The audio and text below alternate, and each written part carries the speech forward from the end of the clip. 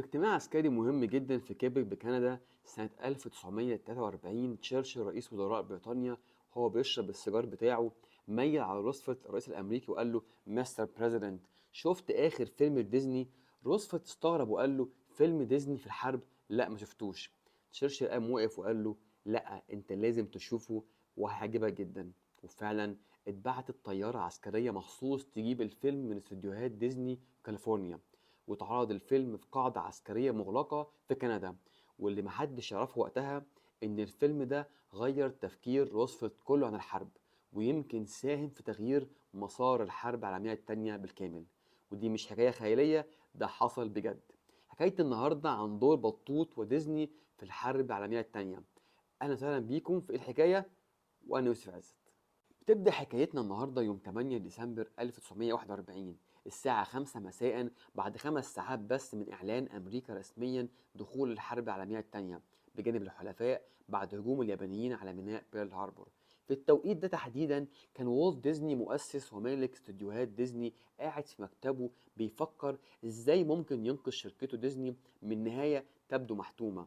مفيش شك ان الثلاثينات كانت احلى ايام والت ديزني وشركته، ان في الفترة دي ظهرت أغلب شخصيات ديزني زي دونالد داك بطوط وبلوتو وديزي أو زيزي، بجانب الشخصية الرئيسية ونجم ديزني الأكبر ميكي، واللي ظهوره كان قبلهم بكتير، وكلهم لاقوا نجاح كبير لا يقل ويمكن فاق نجاح ميكي.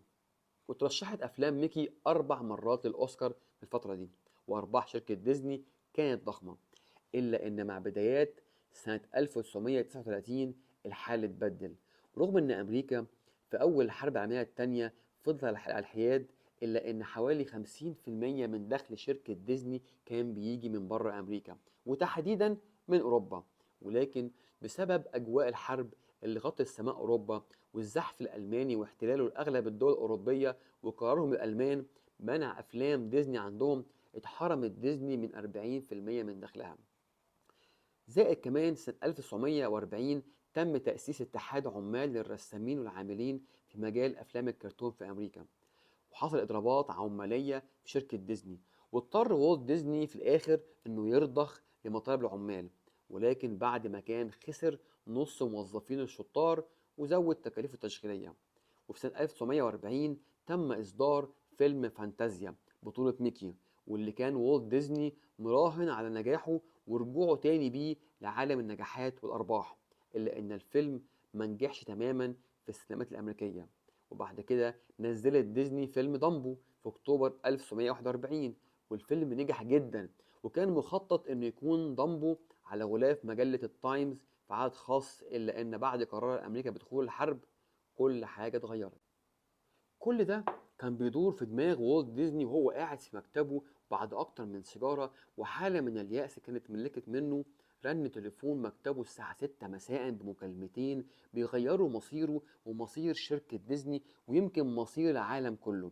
المكالمة الأولى كانت من قوات الدفاع الجوي الأمريكية، تطلب منه يفضي مكان جوه استوديوهات ديزني ل 500 جندي ولأسلحة دفاع جوي وذخيرة لتأمين قاعدة طيران عسكرية قريبة من الاستوديوهات. وحقيقي لما دورت ما لقيتش ان في اي حد اتكلم عن اي مقابل مادي لاستغلال الجيش الامريكي لاستوديوهات ديزني. والمكالمة التانية والأهم كانت من ضابط من قسم المشتريات التابع للقوات البحرية للجيش الأمريكي، بيطلب منه طلب محدد وعاجل: إن ديزني تنتج للقوات البحرية 20 فيلم تعليمي وإرشادي لجنود القوات البحرية. وقبل ما أكمل إيه اللي حصل في المكالمة دي، لازم أديكم معلومة مهمة. ديزني كانت أصلا عملت أفلام كرتونية تعليمية وإرشادية للجيش الكندي والشعب الكندي قبل كده، لأن الكنديين كانوا دخلوا الحرب قبل أمريكا، وكان حاول والت ديزني يقنع الجيش الأمريكي بأهمية الأفلام التعليمية الكرتونية قبل كده. ولكن ما كانش المسؤولين في الجيش الأمريكي شايفين أهمية كبيرة للفكرة دي. ولكن مع قرار دخول الحرب المفاجئ واحتياج الجيش لمجندين جدد ومفيش وقت لتعليمهم وتأهيلهم كويس، توصلت قيادات الجيش إن فعلا فكرة أفلام كرتونية تعليمية سهلة مباشرة تتعرض للمتطوعين الجدد هتكون هي أحسن حل. وبالتالي رجعوا لعرض الفكرة المكتوبة اللي كان مقدمها والت ديزني قبل كده، وكلموه في نفس يوم إعلان الحرب. نرجع بقى للمكالمة.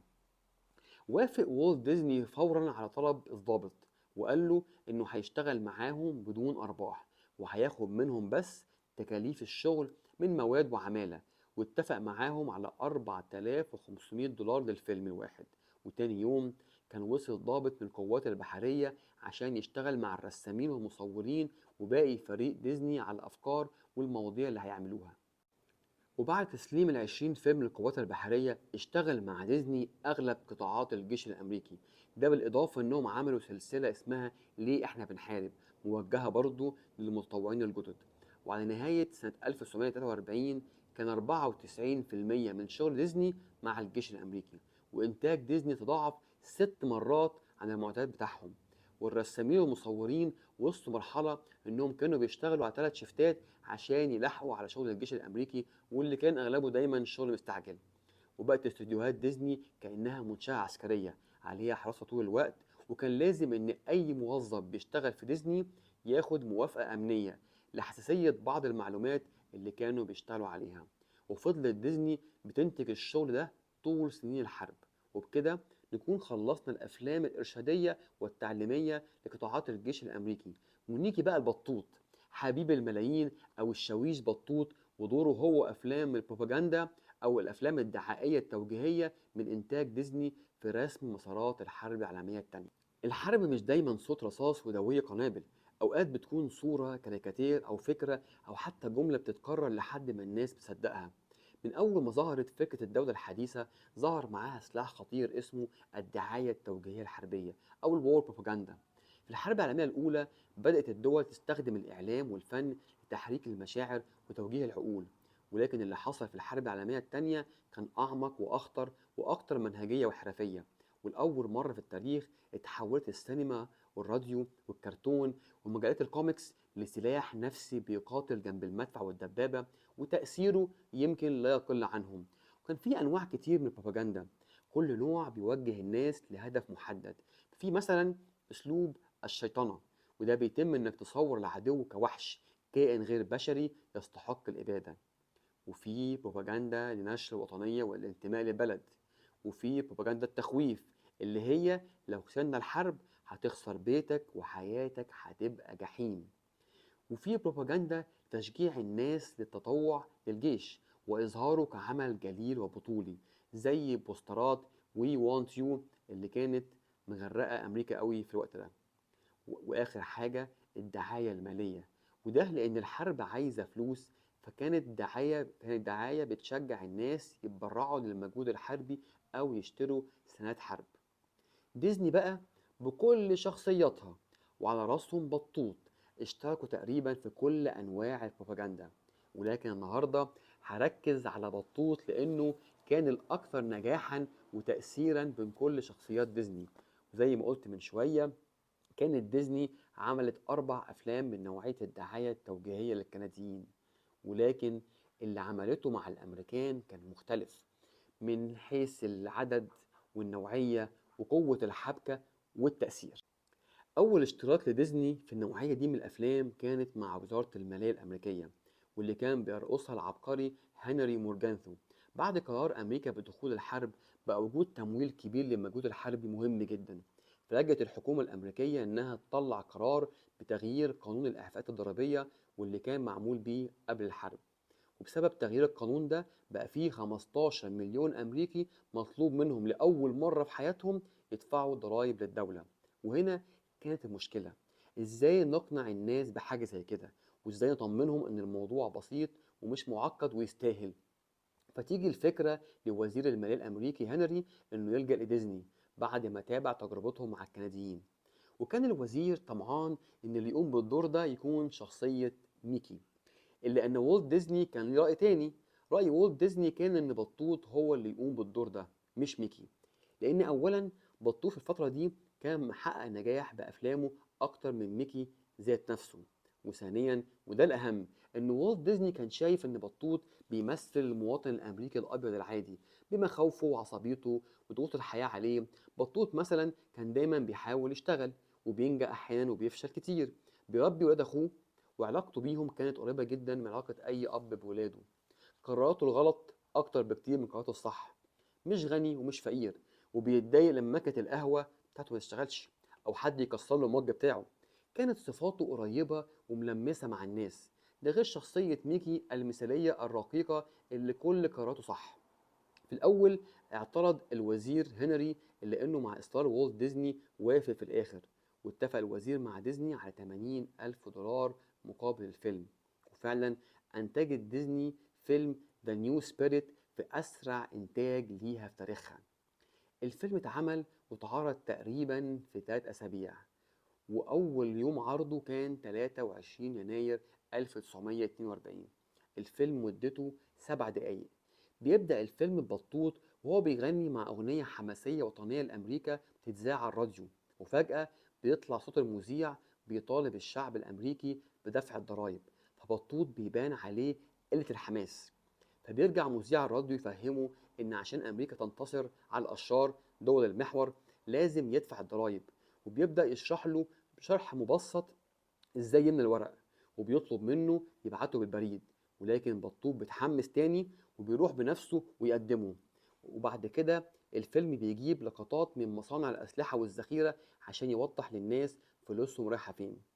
الفيلم كانت فكرته بسيطة ومباشرة، بس وصلت الرسالة جدا. وقرر وزير المالية الأمريكي إن الفيلم يتعرض مجانا في كل السينمات الأمريكية. وفعلا أثبت والت ديزني إن فكرته إن بطوط هو الشخصية المثالية في مخاطبة الأمريكان كانت صح جدا.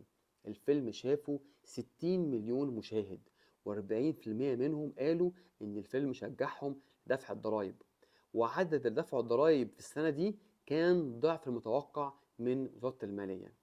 ورغم كده الكونجرس الأمريكي، واللي كان الحزب الجمهوري هو حزب المعارضة وقتها فيه، حصل فيه جدال كبير. هل ال80 ألف دولار اللي اتدفعوا لديزني كان أولى يروحوا للمجهود الحربي أو لحاجة تانية ممكن تكون أهم؟ وفعلا لم يقرر الكونجرس إضافة تكلفة الفيلم للميزانية المرصودة للحرب، واضطرت وزارة المالية تدبرها من مصادر تانية. ولكن نجاح الفيلم وتأثيره فتح الباب لكل أنواع البروباجندا. بعد الفيلم ده مثلا اتعاقدت وزارة الزراعة الأمريكية مع ديزني لإنتاج مجموعة أفلام للتأكيد على أهمية الزراعة لدعم الجيش الأمريكي. وتوالت الوزارات والأفلام بعد كده. ده حتى الجيش الأمريكي طلب من ديزني فيلم بطولة بطوط لتشجيع الناس على التطوع للجيش. وفعلا عملت ديزني في مايو 1942 فيلم دونالد جيتس درافتد أو دونالد يلتحق بالجيش، وبيطلع فيه بطوط وهو بيتفرج على البوسترات اللي بتشجع على التطوع. وفعلا بيروح بطوط يتطوع وبيتم الكشف عليه وبيطلع على معسكر التدريب، وبيحصل فيه مواقف كوميدية قريبة جدا من مواقف إسماعيل ياسين عندنا وهو في الجيش. وبيحقق الفيلم نجاح وتأثير كبير جدا. وبتعمل ديزني كمان 5 أفلام للجيش الأمريكي وكلهم بطولة بطوط.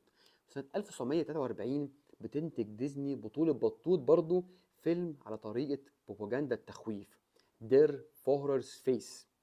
الفيلم بيحكي عن بطوط واللي بيصحى يلاقي نفسه في ألمانيا النازية، وبيمشي في شوارع المدينة الألمانية فرقة عسكرية كل أفرادها على شكل هتلر وموسوليني القائد الإيطالي وهيروهيتو الإمبراطور الياباني بطريقة كاريكاتيرية ساخرة. الفرقة بتعزف وبتغني أغنية للنازية، وكل حاجة في الشوارع من شجر وأعمدة الإنارة على شكل رمز النازية الشهير. ونفس الكلام في بيت بطوط النازي، المنبه بيرن ومش بيرضى بطوط يصحى، فبتصحيه الفرقة العسكرية تحت تهديد السلاح. فبيصحى وأول حاجة بيعملها إنه يحيي صورة هتلر وموسوليني وهيروهوتي. بعد كده بيفطر فطار غريب جدا، عيش ناشف محتاج منشار عشان يقطعه، وبيرش بقه بمعطر بريحة البيض والبيكن اللي هو أشهر فطار عند الأمريكان. في رسالة غير مباشرة للمواطن الأمريكي: لو خسرنا الحرب يا دوبك هتشم الفطار اللي بتحبه. وبيعمل قهوة بحباية قهوة واحدة. وتحت تهديد السلاح برضه بيوصل بطوط لمصنع الذخيرة، وبيبدأ يشتغل شيفت 48 ساعة في اليوم. وكل ما صورة هتلر تظهر على خط الإنتاج لازم يحييها. بطوط بيتعب جدا فبيدوله أجازة، واللي هي عبارة عن صورة للبحر يتصور جنبها، وبعد كده بيقولوا له لازم تشتغل إضافي. فبيشتغل بطوط لحد ما بينهار تماما، وفجأة بيصحى بيلاقي نفسه في أمريكا لابس بيجامة على شكل العلم الأمريكي وقدامه تمثال الحرية، فبيحضنه ويقول أنا محظوظ إني مواطن أمريكي. الفيلم بينجح جماهيريا ونقديا وبيحصل على جائزة الأوسكار نفس السنة، وفضلت ديزني شغالة في الأفلام من النوعية دي طول سنين الحرب واللي انتهى سنة 1945. بس مفيش شك إن الفيلم الأكثر تأثيرا على مسار الحرب كان الفيلم اللي قلت لكم عليه في أول حكايتنا النهاردة، Victory Through Air Power. وقتها كان الجيش الأمريكي تركيزه الأساسي على القوات البرية والبحرية، وكان ترتيب أهمية القوات الجوية في المركز الثالث. وكان في مهاجر في وقتها برضه روسي اسمه ألكسندر سيفرسكي، وكان أصله طيار في الجيش الروسي، ولكنه ساب روسيا وهاجر لأمريكا بعد الحرب العالمية الأولى، وطلب ينضم للجيش الأمريكي واشتغل معاهم فترة كمستشار، وكان ليه اختراعات كتيرة متعلقة بالطيارات، وعمل مصنع كمان لقطع غيار الطيارات بعد كده. المهم، مع دخول أمريكا الحرب العالمية التانية كان سيفرسكي شايف إن سلاح الطيران الجوي هيكون هو الفيصل في الحرب دي، وكان متبني فكرة إن الطيارات تقوم برحلات طويلة داخل عمق العدو وتقصف أماكن استراتيجية تشل قدرته وتدفعه للاستسلام، أو ما يسمى بالقصف الاستراتيجي. ولكن الفكرة دي كانت بتواجه مقاومة شديدة من قيادات الجيش الأمريكي. سنة 1942 كتب سيفرسكي فكرته وشرحها بالتفصيل في كتاب اسمه Victory Through Air Power. والكتاب خلال سنة 1942 و 43 كان من أكثر الكتب مبيعا في أمريكا. مين بقى وقع في إيده الكتاب وتحمس ليه جدا؟ والت ديزني، لدرجة إنه قرر يحوله الفيلم من إنتاج ديزني وعلى حسابه الشخصي، وجاب سيفرسكي كمستشار للفيلم وخلاه كمان يطلع بنفسه في أجزاء منه ويشرح فكرته. وبيتم عرض الفيلم يوم 17 يوليو 1943، وطبيعي إنه ما ينجحش تجاريا لأنه كان فيلم يعني معلوماتي أكتر عسكري ومش ترفيهي. حاول والت ديزني وسيفرسكي يوصلوا الفيلم لروزفلت لكنهم معرفوش، إلا أن بيشوفوا روزفلت في كندا بناء على اقتراح تشرشل واللي كان شاف الفيلم قبل كده. وبيتبنى روزفلت الفكرة وبيدي أولوية أكبر لسلاح الطيران الجوي، وبيغير تماما عقيدة الجيش الأمريكي ومسار الحرب كلها. آخر حاجة قبل ما أختم، ديزني كمان صممت شارات باتشز يعلقها الجنود من كل سلاح على هدومهم أو يشيلوها معاهم كرمز يربطهم بالوطن. تفتكروا إيه أكتر شخصية علقت معاهم؟ بطوط. كانوا عاملين 1200 تصميم. انتوا بقى قولولي ايه اكتر فيلم بروباجندا عربي او اجنبي اثر فيكم وغير تفكيركم؟ ما تنسوش بقى الفولو والشير والسيف والسبسكرايب لو انتم على اليوتيوب.